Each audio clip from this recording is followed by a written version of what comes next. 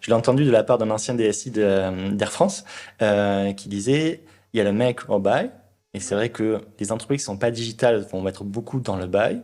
Les entreprises digitales vont être beaucoup, voire un peu trop dans le make. Mais avant le make or buy, rajoutons le reuse.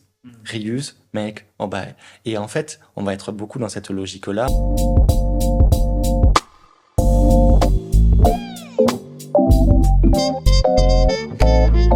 Bonjour à tous, bienvenue dans Product Leader Stories. Product Leader Stories, c'est la web-série qui vient se plonger dans l'univers des plus grands leaders du product management au sein des plus belles organisations françaises. Durant une heure, je vais avoir le plaisir d'interviewer les plus grands leaders du produit qui vont présenter leur vision, leur parcours, leurs enjeux d'aujourd'hui et de demain ainsi que leurs challenges. Je suis Martin Cantonloga, CEO et cofondateur d'Upvisory. Upvisory, c'est une agence conseil spécialisée dans le product management et l'accompagnement produit des grandes organisations. Notre mission, c'est de transformer ces organisations et faire de leurs produits digitaux de véritables succès. J'espère que ces témoignages vous inspireront. Et maintenant, place à l'épisode. Bonjour à tous. Nicolas, merci d'être là et d'être mon invité aujourd'hui. On ne déroge pas à la règle. Ce que je te propose, Nicolas, dans un premier temps, c'est de nous raconter un petit peu qui tu es et de te présenter. Très bien, merci pour cette invitation. Alors, je m'appelle Nicolas Fabre, je suis directeur de l'accélérateur digital au sein du groupe La Poste. Donc, concrètement, je suis responsable d'une Digital Factory au sein d'une des 4 grandes DSI du groupe La Poste. Et mon ambition avec mes 60 collaborateurs, c'est vraiment d'accélérer le développement de tous les nouveaux process, parcours et produits digitaux de notre entité du groupe La Poste. Peut-être en quelques minutes pour comprendre un peu le monde dans lequel tu viens et comment on se retrouve du coup directeur de l'accélérateur au sein du groupe La Poste. Tu étais déjà dans le groupe par le passé ou au contraire, tu as fait peut-être d'autres Digital Factory par le passé Tout à fait. Alors, mon parcours, il vient... je ne suis pas ingénieur informaticien. Voilà, c'est peut-être quelque chose qui va me différencier, qui a pu être un peu pénalisant peut-être au début de ma carrière et qui, à un moment donné, va aussi marquer un différentiel. Donc moi, j'ai fait une école de commerce plutôt. Et j'ai commencé ma carrière dans le conseil et dans le co-skilling, plus précisément. Voilà. Okay. Donc j'ai fait quelques années, j'ai monté quelques échelons. Et puis, j'ai intégré un éditeur de logiciels en comptabilité de réassurance, donc c'est quelque chose de très précis, un marché vraiment de niche, mais parce que voilà, j'avais envie, moi je suis technophile vraiment, j'avais envie d'aller dans ce monde du logiciel, et j'ai eu cette opportunité-là. Donc j'ai fait quelques années là également, et puis j'ai appris ce qu'était l'agilité, j'ai appris ce qu'était une vision de produit, ce qui était une équipe de développement aussi, voilà, et puis j'ai pu rejoindre une première fois le groupe La Poste. Je suis resté quelques temps, mais je suis vite parti chez Renault-Nissan, en fait, où j'ai aussi mené un programme au niveau des véhicules connectés. C'était à l'échelle monde, c'était à l'époque où l'Alliance existait encore, on avait une ambition mondiale au niveau de l'Alliance. Et puis, au bout de quelques temps, je suis revenu au sein du groupe La Poste pour prendre des directions de projet. Et puis, petit à petit, ça m'a amené à prendre la direction d'équipe, et aujourd'hui, cette équipe d'accélérateur digital. Excellent, excellent, très très clair. C'est vrai que les éditeurs, ils ont toujours été un petit peu, notamment au départ, un petit peu en avance sur l'agilité et le mode produit, donc ça ne m'étonne pas que tu sois passé par ce monde-là. C'est quelque chose qu'on a pu remarquer nous aussi. Du coup, pour parler et revenir à La Poste, La Poste, tout le monde connaît, tous les Français connaissent. Normalement, ça serait... Normalement, oui, voilà. Mais est-ce que tu peux nous expliquer, peut-être par rapport aux clichés historiques du postier à vélo ou à pied même, ce qu'est aujourd'hui le groupe La Poste, quelles sont ses ambitions et du coup quelles sont les missions de l'accélérateur et comprendre un petit peu le périmètre de l'accélérateur, où est-ce qu'il est positionné dans l'organisation, quelles grandes missions il couvre, etc., etc. Très bien, avec plaisir. Alors du coup, La Poste, il faut avoir en tête que c'est une vieille maison. On a été créé en 1471 sous Louis XI, donc ça fait 550 ans qu'on existe. Et on a quand même la transformation chevillée au corps, ça fait partie de notre ADN. On ne serait pas toujours présent si on n'avait pas cette transformation dans notre manière de voir notre métier, de percevoir notre métier. C'est aussi un très grand groupe, puisqu'on est 235 000 employés en France. Donc on est le premier employeur privé de France. Et on est amené à faire de très nombreuses choses sur absolument tout le territoire métropolitain et ultramarin. Donc schématiquement, La Poste va être divisée en 4 grandes branches. La première, ce sont les facteurs. La deuxième à laquelle j'appartiens, ce sont les bureaux de poste et les activités numériques. Alors, généralement, certains connaissent Digipost, puisqu'on reçoit notre fiche de paie sur Digipost pour beaucoup d'entre nous. Le coffre-fort, exactement, la poste.net, le webmail, l'identité numérique. Voilà, donc il y a des activités comme ça, des activités B2B aussi, avec la filiale DocaPost. Donc ça, c'est la deuxième branche. La troisième, c'est la branche, c'est la Banque Postale, avec notamment la CNP, qui participe bien aux résultats du groupe.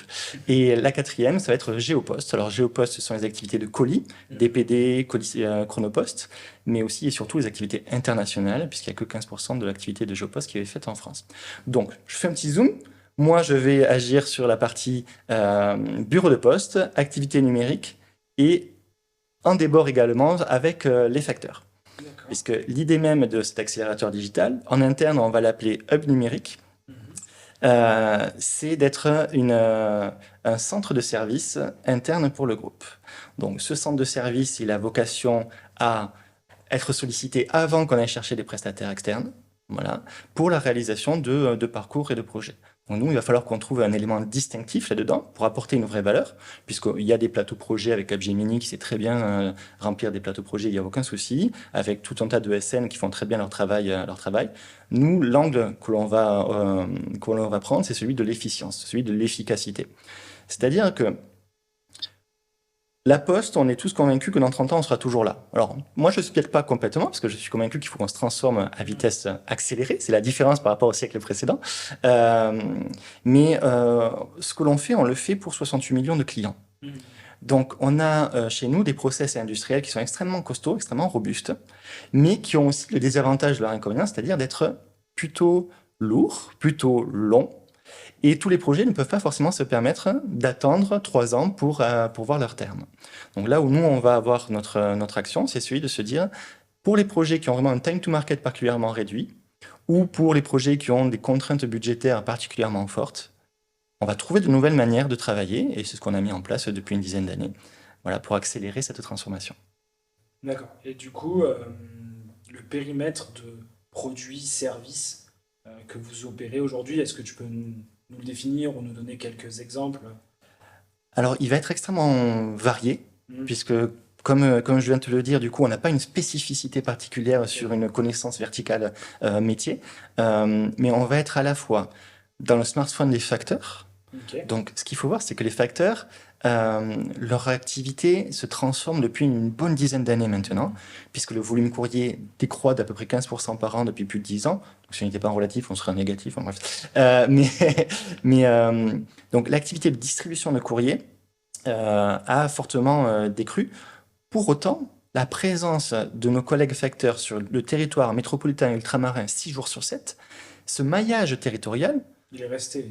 Il est resté parce que ça constitue notre atout, notre asset.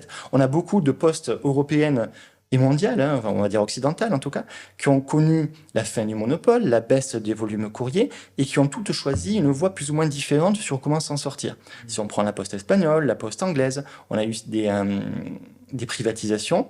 Et surtout, l'appel à concurrence, c'est complètement morcelé. Donc aujourd'hui, vous habitez à Londres même, il n'y a aucun souci pour avoir vos colis ou vos courriers. Vous habitez au fin fond de la campagne d'Écosse, c'est beaucoup plus compliqué, vous allez payer beaucoup plus cher pour pouvoir recevoir votre courrier. En France, c'est pas du tout le choix qui a été fait. On reste sur un gros acteur de transformation et de service pour l'ensemble des Français.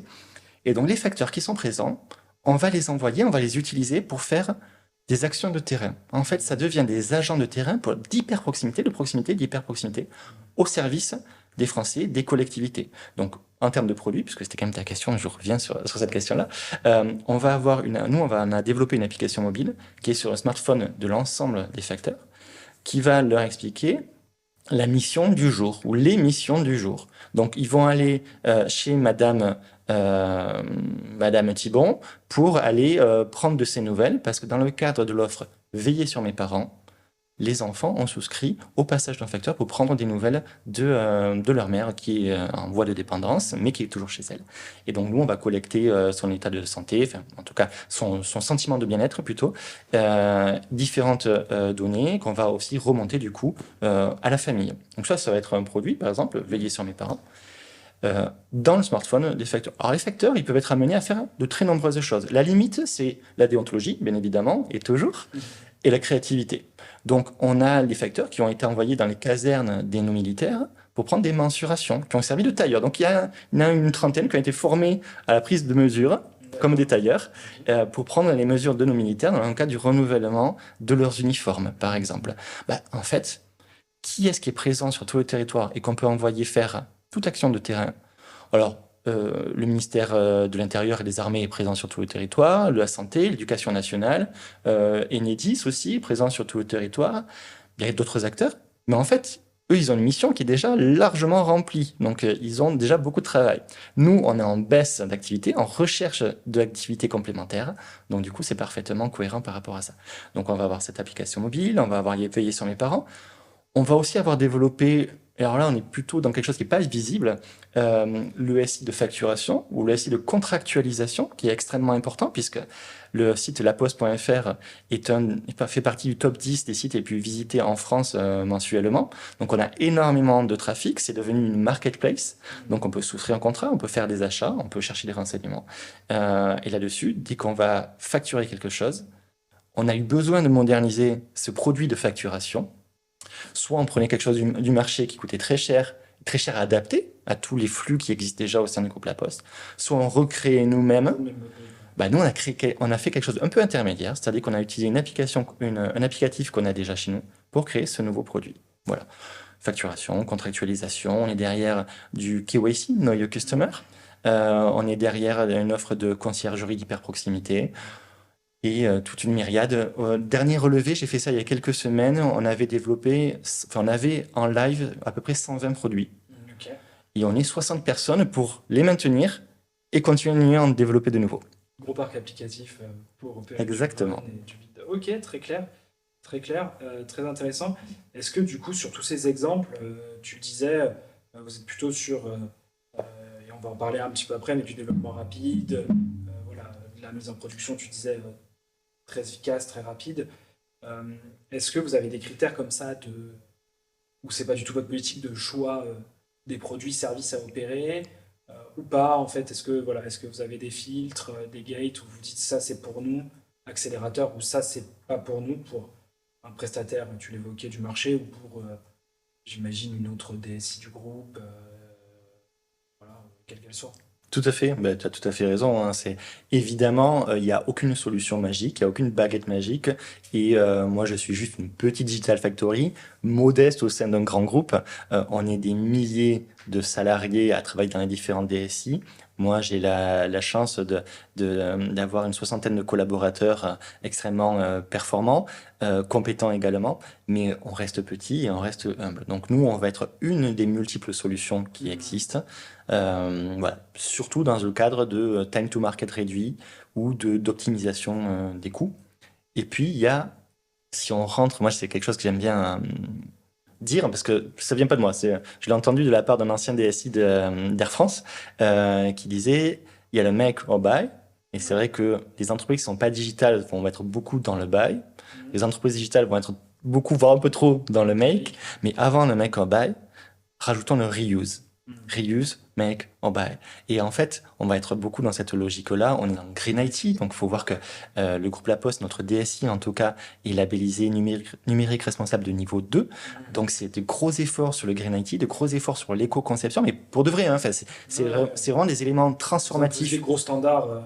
Exactement. Et c'est-à-dire que dans les réflexions de tous mes collègues et de tous mes collaborateurs, il y a cette logique du « Attends, si je fais ça, est-ce que c'est vraiment le plus efficient, le plus éco-efficient, le plus… » Voilà. Donc il y a aussi cette logique de reuse et d'éco-responsabilité qui est pris en charge. Excellent. Et puis en plus aujourd'hui, je ne sais pas si tu partages cette vision ou pas, mais le make or buy peut se mixer. C'est-à-dire qu'on peut acheter certaines briques aujourd'hui quand même dans des architectures multiservices qui ne sont pas des monolithes, etc. On peut quand même structurer un produit sur mesure qu'on construit avec des solutions aussi qu'on vient acheter si on ne les maîtrise pas, ou potentiellement faire du reuse de vieilles ou d'anciennes briques de service ou d'un patrimoine que vous auriez numérique existant. Exactement. Plugué par ailleurs. C'est tout à fait l'approche qu'on a choisie pour nos actions à nous. Donc on a un produit qui s'appelle le Hub numérique, qui est une plateforme mutualisée qui, comme son nom l'indique, parce qu'on n'est pas des gens du marketing, voilà, on est surtout des ingénieurs informaticiens. Alors, j'ajoute ma petite touche d'épicier, mais c'est un hub, donc un élément centralisateur, une espèce de multiprise, on vient connecter des SI tiers, ou des SI externes. Donc là, en l'occurrence, tu imagines que le SI legacy du groupe La Poste, il est tentaculaire. Donc, dans les nouveaux projets, est-ce qu'on redéveloppe tout ou est-ce qu'on réutilise ce qui marche bien? Parce qu'évidemment, il y a plein de choses qui marchent bien. Mais en France, on a tendance à se focaliser sur ce qui marche pas, et il y en a aussi, mais il y a plein de choses qui marchent bien. Donc, on va avoir cette brique qui va être une multiprise et que l'on va venir paramétrer pour chaque projet ou chaque produit en programmation visuelle. Donc là, on va rentrer dans la logique, ce qu'on appelle le low-code. No-code, low-code. Alors nous, c'est des informaticiens de formation qui prennent ça en main. C'est une brique qui demande un vrai savoir-faire de développement informatique. Donc on va plutôt rentrer dans la catégorie du low-code. Mais donc ce produit, qui est notre produit, alors j'ai dit qu'il n'y avait pas de solution magique, hein, mais c'est quand même un peu un produit miracle, c'est celui qui va nous permettre de développer ces nouveaux produits sans tout recréer systématiquement et qui plus est avec des équipes qui vont être particulièrement rapides. Justement, je trouve que c'est la beauté de votre mission, mais tu insistes beaucoup sur ce levier de transformation que tu es. En préparant l'épisode, on avait parlé d'accélérateur pour cette transformation. Le low-code, no-code en est un, tu vas pas mal nous en parler.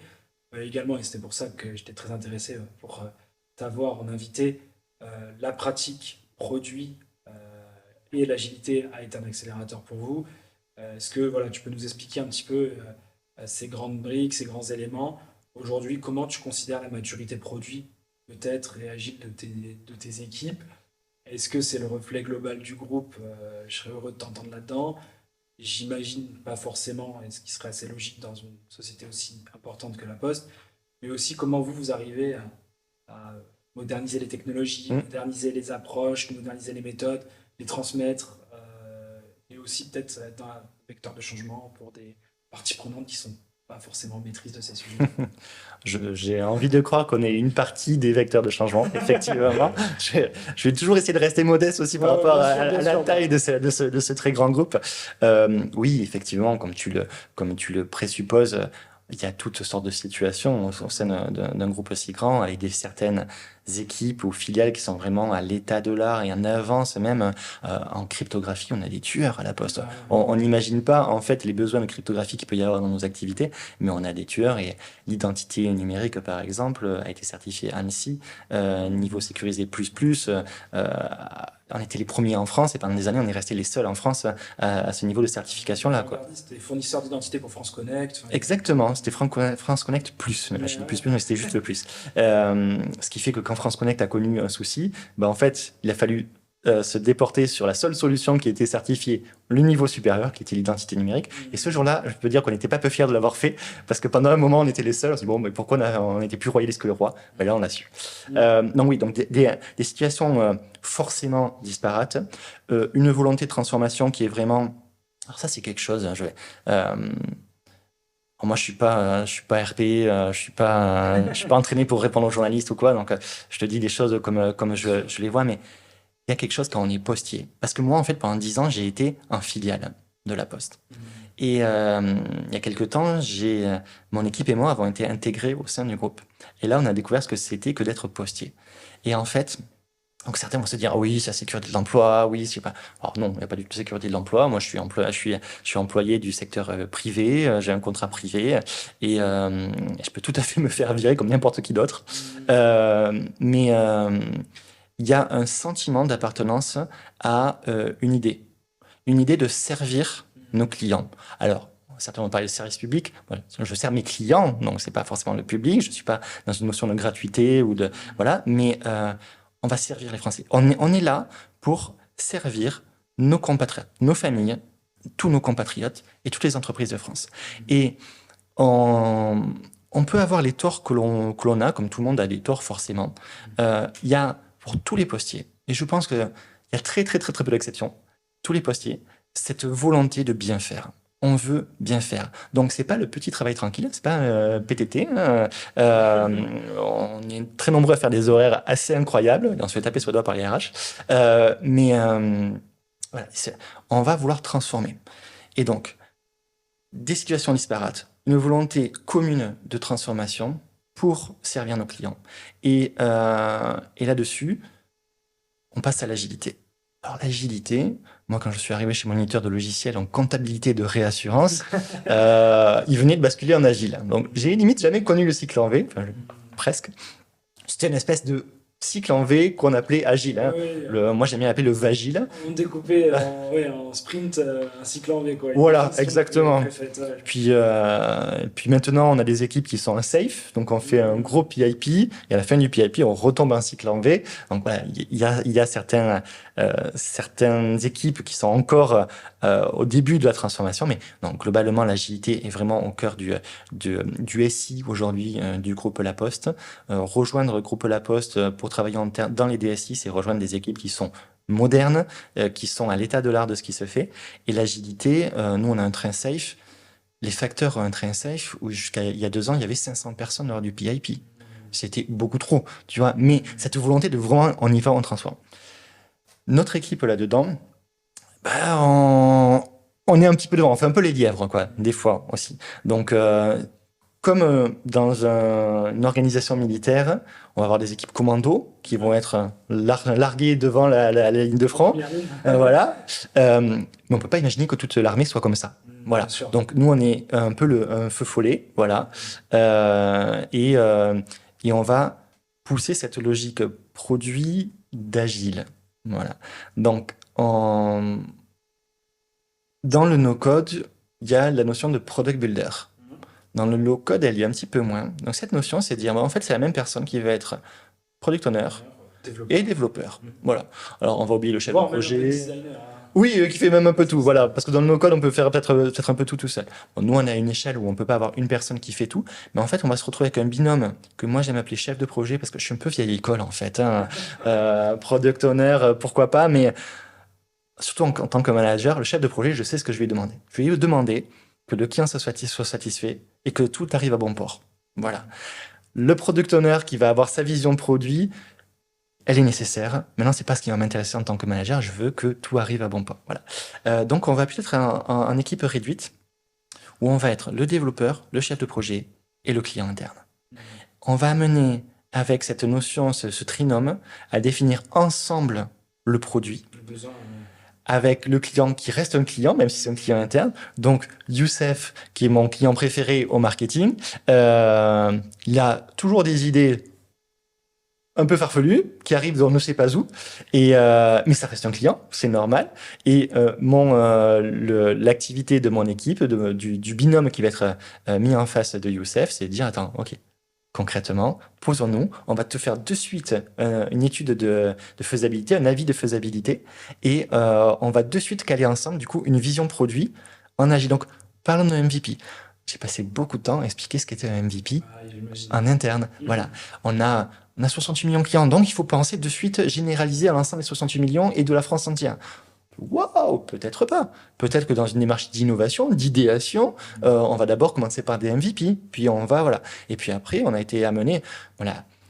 Je pense que tu la connais et tous ceux qui vont regarder cette vidéo la connaissent, cette image de la construction où le client veut une voiture et puis en fait on va commencer par des roues et à la fin on aura peut-être une trottinette super customisée mais qui répondra parfaitement aux besoins, qui aurait été moins cher et plus rapide à construire. Voilà, cette image je l'ai aussi expliqué beaucoup au métier. Alors moi j'ai commencé à l'expliquer il y a plus de 8 ans de ça. Là ça... Les équipes métiers savent ce qu'est l'agile, voilà, exactement. Maintenant, c'est vrai que remplir un backlog toutes les 2 semaines, faire des recettes incrémentales toutes les 2 semaines, parce que moi je suis en sprint de 2 semaines, c'est quand même encore quelque chose de perturbant. Voilà, donc on amène tout ce monde vers un maximum d'agilité, avec les équipes DSI derrière qui elles sont en safe, et donc du coup vont dérouler des PIP avec des incréments de 3 mois, des choses beaucoup plus industrielles. Voilà.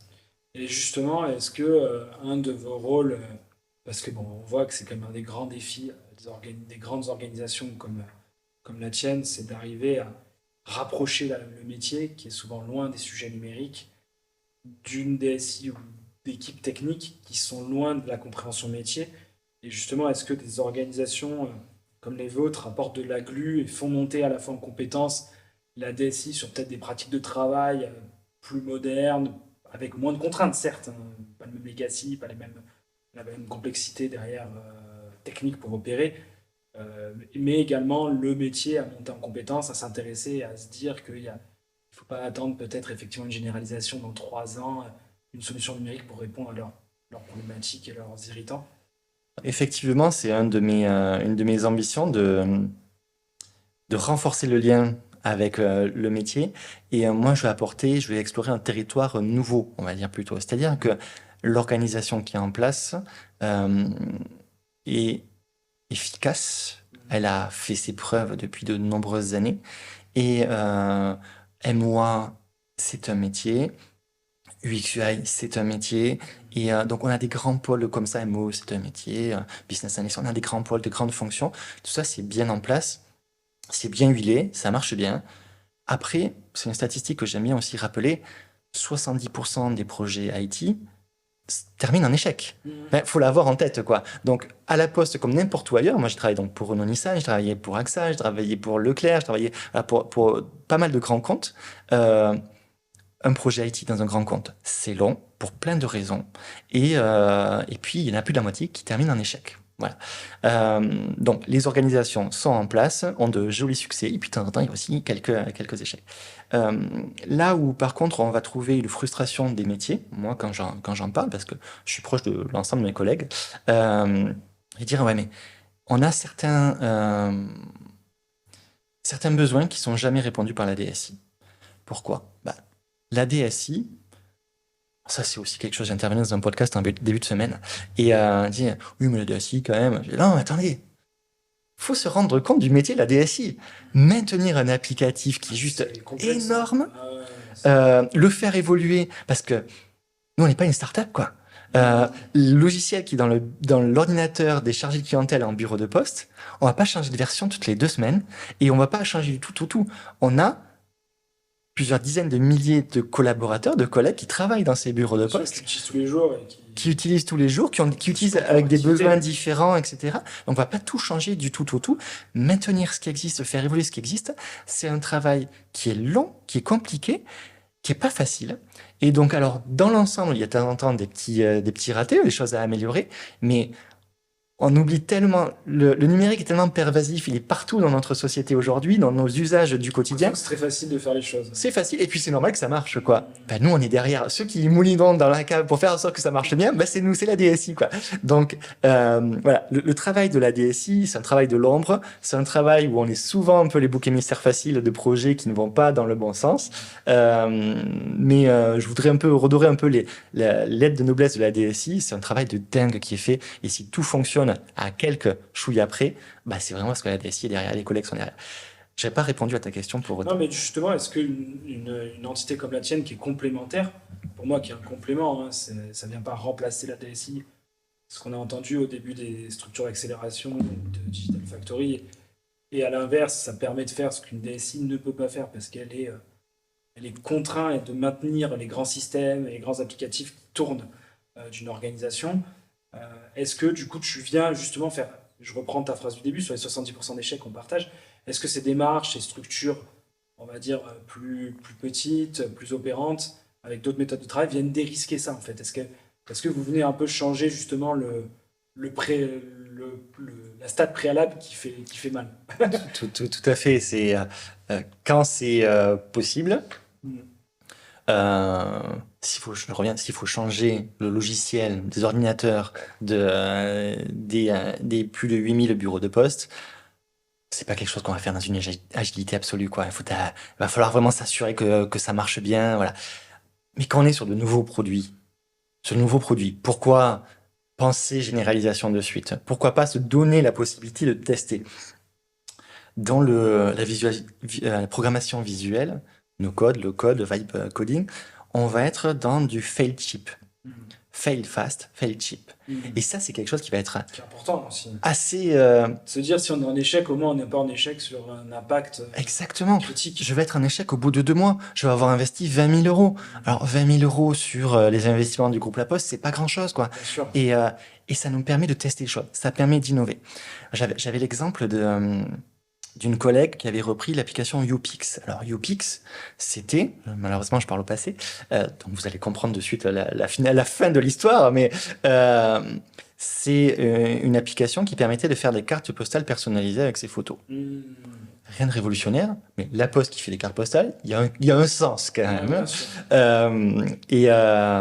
Sauf que cette application, elle a été développée, peu maintenue dans le temps, peu mise à jour. Il y a ça aussi, il n'y a pas de réinvestissement qui avait été fait pour faire une mise à jour des socles. Et donc, elle récupère cette application en gestion, ce service, et elle me dit, est-ce que tu peux me revoir l'application, me faire une web app?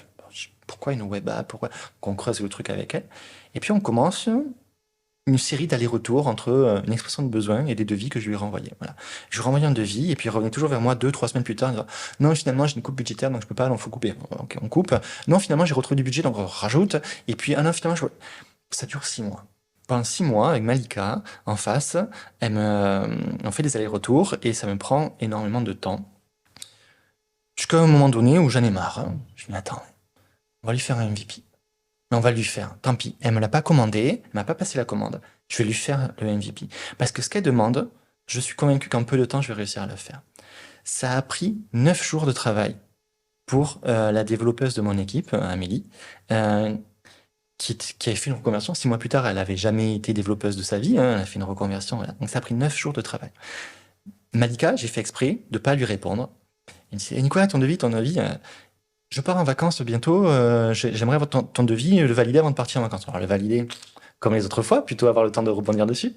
Et je dis ok, attends, prenons rendez-vous l'après-midi où tu pars en vacances et je te montre.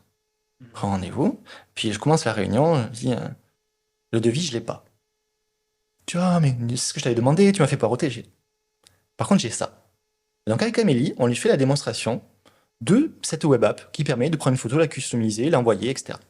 Et c'est génial. Je vois des étoiles dans ses yeux. Elle me dit Nicolas, c'est absolument génial. Ton Figma, il est top. Je dis non, Malika, t'as pas compris. C'est pas un Figma, c'est la réalité. Là aujourd'hui, ça, c'est en production. Personne ne connaît le lien, donc personne ne va l'utiliser. Puis on a mis quelques garde-fous, mais ça, c'est en production. C'est prêt à être utilisé. Il y a eu un blanc.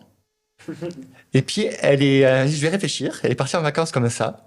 Donc, elle est partie en vacances, elle est revenue de congé. Et en fait, elle avait accéléré tout le programme de 1 an. En fait, pendant ses congés, elle avait ramené tous ses collègues. Elle a dit, on lance le truc. Le truc, il est prêt. Voilà, pour une fois, il est prêt. Et je parlais du fail cheap ou fail fast. Parce que derrière, j'ai quand même besoin d'une vingtaine de jours de travail pour consolider ce qui a été fait, pour que ce soit vraiment prêt à partir au grand public. Et ça n'a jamais été mis en production version grand public. Parce que, en fait, là où tout le monde s'attendait à ce que le développement IT soit ce qui empêche de continuer l'aventure, tout le monde avait préparé, du coup, on arrête YouPix, on arrête ce service, et parce que de toute façon, ça a coûté trop cher à redévelopper. Ben non, ça n'a pas coûté trop cher, on l'avait. Donc, on a dû se reposer d'autres questions stratégiques, de positionnement, de logistique, de communication. En fait, ça peut toujours pareil. Hein, alors, moi, j'étais pas, donc c'est les supputations, et ça n'engage que moi ce que je dis, mais ce service ne marchait que si on pouvait vraiment investir en communication dessus. Est-ce qu'à ce moment-là, c'était stratégique d'investir sur la communication pour une application, pour faire des cartes postales personnalisées? Probablement pas. En tout cas, la décision a été prise, mais ça a été une décision business. Ouais, c'est l'arbitrage business. Mais voilà, et c'est pas technique. Voilà. Et donc, Malika, on a beaucoup aimé continuer à travailler ensemble derrière, parce que dans tous ces process d'innovation, du coup, on était là pour lui permettre de changer son point de vue. Tu t'innoves, tu n'as plus besoin d'attendre 1 an avec un effet tunnel de 9 mois, tu es un chèque assez élevé. Rapidement, tu as une équipe en face qui peut te donner un avis sur la faisabilité et puis sur la réalisation. Et moi, il y a des projets, évidemment, que j'envoie à mes collègues à la DS pour que ce soit fait de manière industrielle, robuste, scalable. Alors, ce que je fais l'est, mais le besoin, des fois, va être plus précis, plus spécifique, encore plus stratégique, et c'est normal que ce soit les autres équipes qui le fassent de manière plus traditionnelle. Excellent, et justement, ça m'invite à avoir une de mes questions, tu me l'amènes naturellement. Jusqu'où votre intervention s'arrête? Parce que la difficulté, après, c'est justement l'industrialisation, le déploiement à grande échelle, on part sur plus de complexité. voilà, comment tu vois les choses? Est-ce que c'est votre rôle ou est-ce que justement ça part après à des équipes plus grandes et vous n'êtes pas calibré pour ça? Tu parlais, donc peut-être qu'en fait vous les gardez, parce que tu parlais de run tout à l'heure pour tes équipes dorénavant. Donc voilà, mon intérêt c'est de savoir un petit peu voilà, c'est quoi votre stratégie, votre positionnement? Est-ce que vous gardez les sujets? Ouais. Est-ce que vous les, quelque part vous les kickstartez rapidement et fort comme tu l'expliquais? Mais à partir du moment où c'est un succès, et tant mieux, euh, voilà, quid? Est-ce que ça reste chez vous? Est-ce que ça c'est amené sur des équipes plus matures? Est-ce que c'est amené à remplacer des systèmes plus Mm. complexes? Alors, l'écrasante majorité du temps, on garde le run de notre côté Ok, aussi. bon. Et donc, les exceptions, c'est des fois où on va vraiment être en débord d'équipes de développement qui n'ont pas le temps. Et donc, on va développer quelques applicatifs custom qui sont pas basés sur notre plateforme en Java, Node.js. Donc là, on n'est pas sur la programmation visuelle. Et on va après faire une passation vers les équipes de run de l'entité qui nous a commandé ça. Mais l'écrasante majorité du temps, en fait, on a développé notre applicatif, notre produit sur la plateforme, sur notre méta-produit, et on va le garder en exploitation derrière. La majorité des projets au départ, donc l'entité existe depuis 11 ans. Les projets, là, ces 5 premières années, c'était, bon, on kickstart avec vous, et puis on reprendra les choses sérieuses derrière, parce que faites-le, résolvez-nous ce problème, trouvez une solution en 3 mois, nous on va mettre après 6, 9, 12 mois pour lancer, bien mettre en chose, et après on reprendra. Mais un passage de relais. Voilà, sauf qu'en fait, ben, ça s'est jamais passé. Ça s'est jamais passé parce que quand le service est rendu, que les architectes, les SSI, Vous avez toute la le compétence, légal, ouais. voilà, on a techniquement, on était au rendez-vous de la scalabilité nécessaire, de la robustesse, de la sécurité. On avait, au niveau de la compliance, on était bon aussi. Il y a des compétences, moi j'ai 7 DevOps chez moi, c'est des tueurs. Ben en fait, ben pourquoi payer plus cher pour faire cette transition? Alors ça, c'est le côté où je suis pas forcément super fier parce que je crée une verrue dans l'organisation postale, hein, en fait. Il y a des équipes qui sont chargées du run, et là, j'en ai une en tête, par exemple. On l'a gardée chez nous parce qu'on dit oui, mais votre technologie là, nous, ça fait pas partie du socle de compétences que l'on a dans notre équipe de run. Donc on l'a gardée chez nous. Ah, c'est dommage, l'organisation, c'est normalement ça va au run, quoi, tu vois. Mais bon, à un moment donné, il faut être pragmatique, hein, voilà. Et puis c'est le business qui décide, hein, il y a l'argent hein, derrière. Hein. On est un groupe qui est très très soucieux de ses dépenses. Alors on fait plus de 30 milliards de chiffre d'affaires, hein, donc nos dépenses elles sont aussi à la hauteur de notre chiffre d'affaires. Mais on est très soucieux de notre argent, de notre budget et de nos dépenses. Euh, et en fait. C'est marrant que tu me poses cette question qu'on n'avait pas préparée. Euh, parce que cette semaine aussi, j'ai discuté avec une collègue qui m'a dit ah ben nous, on a développé ce produit il y a 3 ans et je suis super déçu parce qu'il n'y a personne qui l'utilise. Et moi, je le connaissais pas, je suis allé me renseigner, je me dis mais pourquoi c'est pas utilisé? Je suis allé voir les architectes, pourquoi vous l'utilisez pas? Pourquoi ci, pourquoi ça? Et en fait, parce qu'il y a une réflexion de pur produit derrière. Est-ce que ce produit, c'est le meilleur pour moi ou pas? Parce que les décisions humaines, c'est rarement qu'est-ce qui est le mieux exactement. On va y mettre une vraie couche aussi d'analyse personnelle, de subjectivité, Bien sûr. euh, Avec des biais. avec des biais exactement dans tous les sens, et puis aussi d'autres choses qui arrivent dans la décision attends, mais c'est qui les équipes qui vont maintenir? Est-ce qu'elles sont proches du coup des métiers géographiquement? On est partout en France. Donc si les équipes sont à Paris alors que les métiers sont à Nantes, les équipes elles, sont peut-être mieux à Nantes, quoi, tu vois.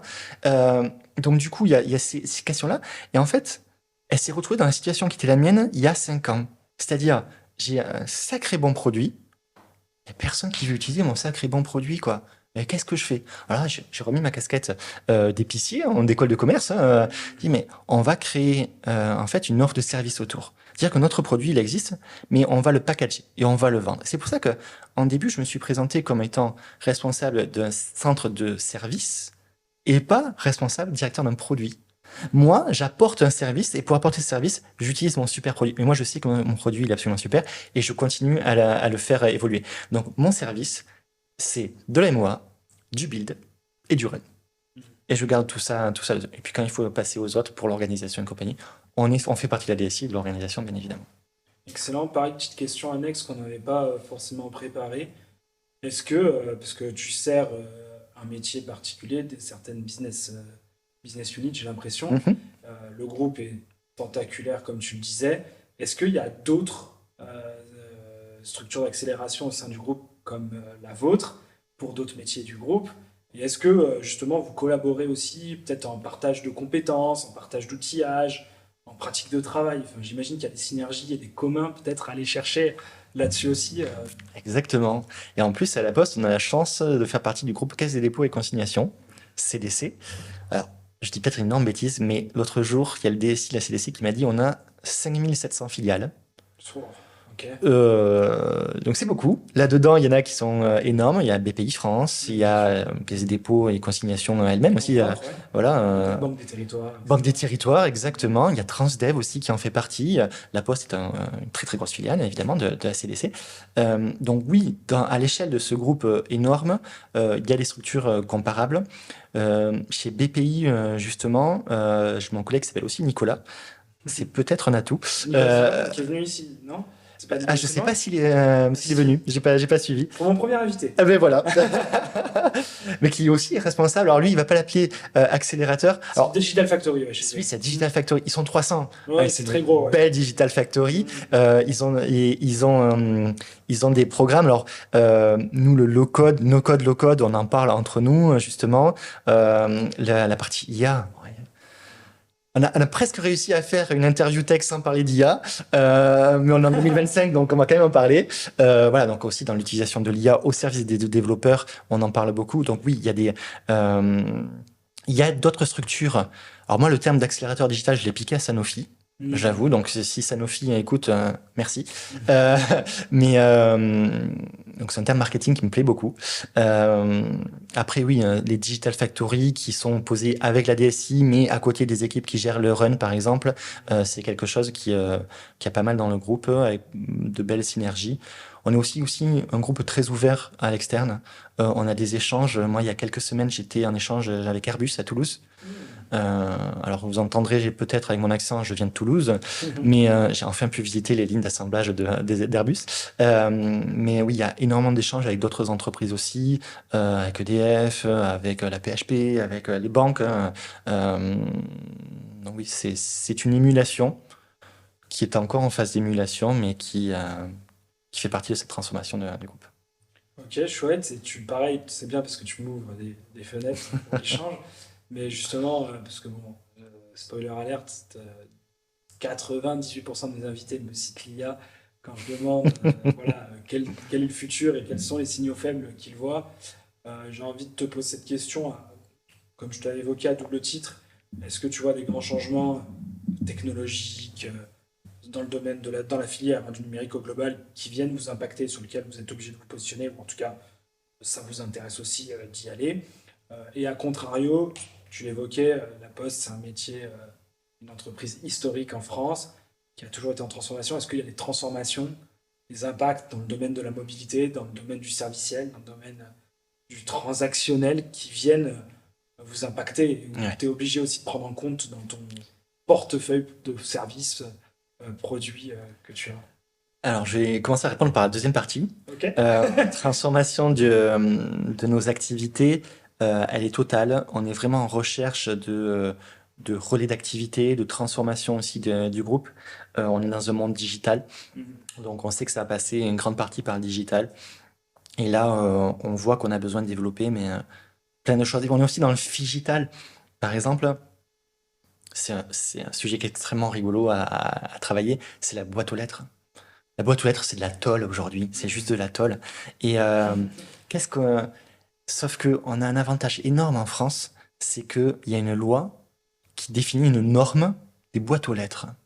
Et en fait, ce faisant, la boîte aux lettres, pour qu'elle soit normalisée, donc si vous construisez votre maison, pour faire valider votre adresse, il faut que la Poste passe et valide que vous avez bien une boîte aux lettres aux normes, par exemple. Et la boîte aux lettres aux normes, c'est une boîte aux lettres avec une serrure normalisée qui permet au livreur de l'ouvrir. Donc, c'est pas comme si Amazon vous avait fourni votre boîte aux lettres et qu'il y avait qu'eux qui avaient la clé. Donc, le livreur Chronopost, il est obligé de payer de l'argent à Amazon pour ouvrir votre boîte aux lettres. Dans certains pays, alors c'est pas Amazon, je suis désolé d'avoir cité Amazon d'ailleurs, mais des grands acteurs, voilà, de la livraison aussi, pourraient intermédier ça. Donc en France, Sûr. non, c'est pas intermédié. En plus, on a la taille d'un colis, donc ça peut rentrer. Les colis sont normalisés par rapport à ça. Aux États-Unis, c'est un cauchemar total, et c'est pour ça que la plupart des colis sont laissés sur le perron, quoi, voilà, sur l'entrée. Donc, et donc, nous, on est en train de faire des serrures connectées avec un ensemble d'acteurs. On n'est pas que la Poste, d'autres livreurs. Donc, puis là-dessus, ça permettra d'échanger. On peut faire du Airbnb aussi facilement avec des boîtes aux lettres connectées, sécurisées, enfin des choses comme ça. Donc, c'est un ensemble de transformations. Il faut se dire qu'on fait tellement tout et beaucoup de choses que on peut passer le permis de conduire aujourd'hui à la Poste. On peut passer, passer le permis bateau. On peut faire Pronote. Pronote, donc l'espace numérique scolaire qui est utilisé par la plupart des établissements scolaires aujourd'hui, c'est une filiale du groupe La Poste. On est partout. Donc le digital, les nouvelles technologies au sens global, on est complètement impacté partout. Géopost, par exemple, eux, c'est la livraison, c'est les robots autonomes de livraison. Qui est, j'imagine, en pleine. Qui, Qui a explosé ces dernières années. On sait que c'est l'avenir, c'est comme les voitures autonomes, c'est l'avenir. Alors, ça prend plus de temps que qu'on avait tous imaginé.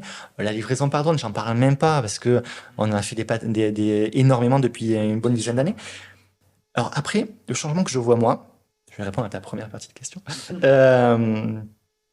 Oui, alors changement technologique, il y en a, on les voit. C'est des lapalissades aujourd'hui que de dire l'IA va transformer nos manières de travailler. Oui, c'est sûr. Moi, j'aime bien dire comment. Bon, on ne sait pas encore exactement, parce que l'usage que l'on a aujourd'hui, c'est un usage exploratoire. Je fais pas partie de ceux. Je communique beaucoup sur LinkedIn, mais pas sur l'IA. Je fais pas partie de ceux qui communiquent sur l'IA parce que je trouve que on dit énormément de choses et que là-dedans, il y a à boire et à manger. Et que la plupart des acteurs qui en parlent ont une expérience extrêmement relative. Ça te rappelle pas les débuts du digital? Si. Mais en fait, Moi, ça me rappelle beaucoup ça. mais complètement le cloud. À un moment donné, tout le monde parlait cloud. Voilà. Mais moi, j'aime bien aussi parler impression 3D, par exemple, impression additive, fabrication additive. Voilà. C'est la courbe de la hype du Gartner. J'en parle de plus en plus, mais le Gartner les futurologues, ils nous disent tous les 3 ans une nouvelle révolution industrielle. Moi, j'ai fait partie de la révolution de l'Internet des objets, de l'IoT. Le Gartner disait il y a des milliers de milliards d'euros de chiffre d'affaires à faire là-dessus. C'est une révolution industrielle? Non, c'est une évolution technologique. Certains acteurs, comme Airbus ou comme Michelin, ont trouvé hausse la barrière à l'entrée dans le secteur. Voilà.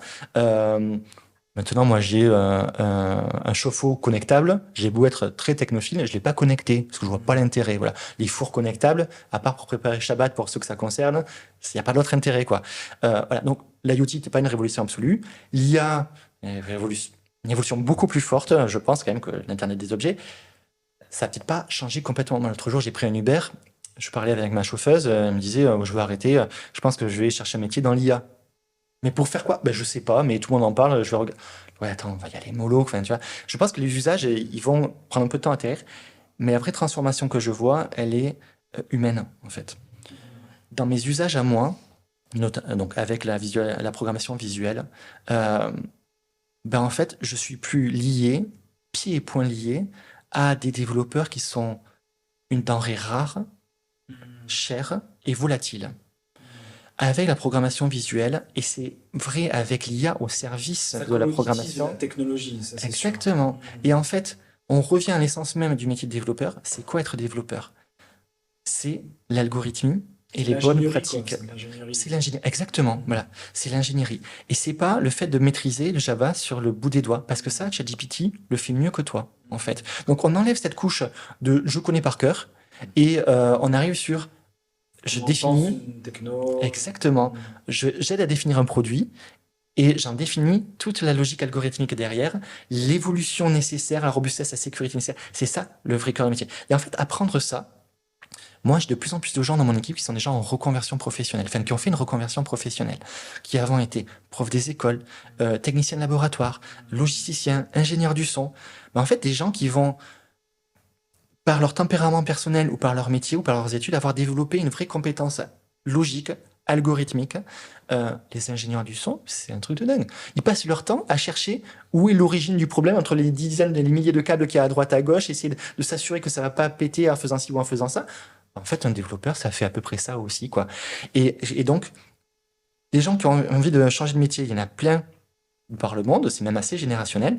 Enfin, génération Y, en tout cas, la nouvelle génération, je la connais un petit peu moins. Des gens qui ont envie d'être développeurs, vu dans le monde digital dans lequel on vit, il y en a aussi beaucoup. Par contre, faire 5 ans d'études pour rentrer dans le monde en tant que développeur, on ne peut pas forcément se le permettre quand on a 40 ans.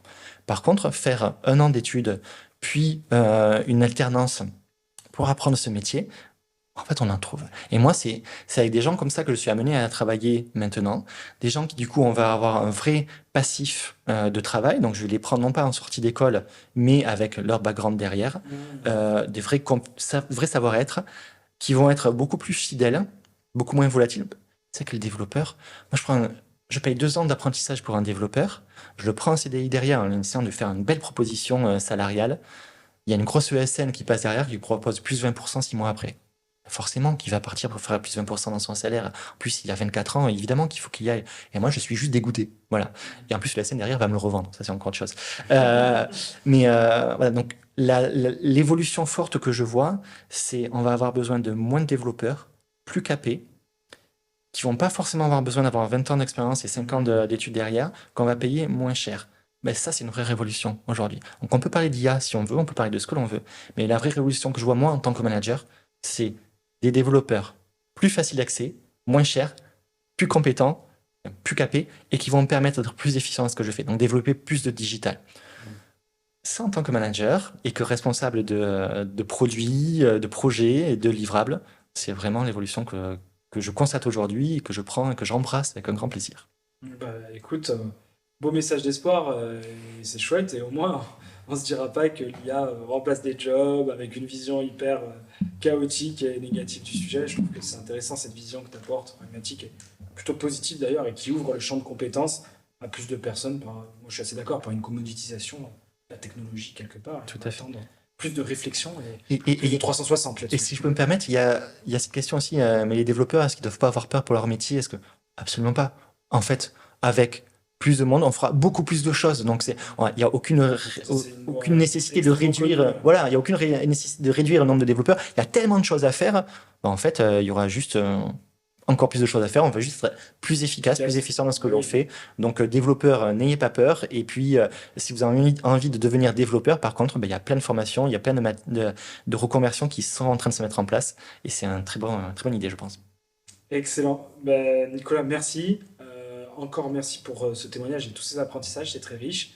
Et puis derrière, j'imagine que tu es joignable si des personnes peut-être veulent te rejoindre ou aussi également échanger avec toi sur tout ce qui a été évoqué. Exactement, avec grand plaisir. En ce moment, je fais un tout petit peu de pub, puisque La Poste recrute à peu près en permanence 2000 personnes. Il y a 2000 offres de postes ouvertes en permanence.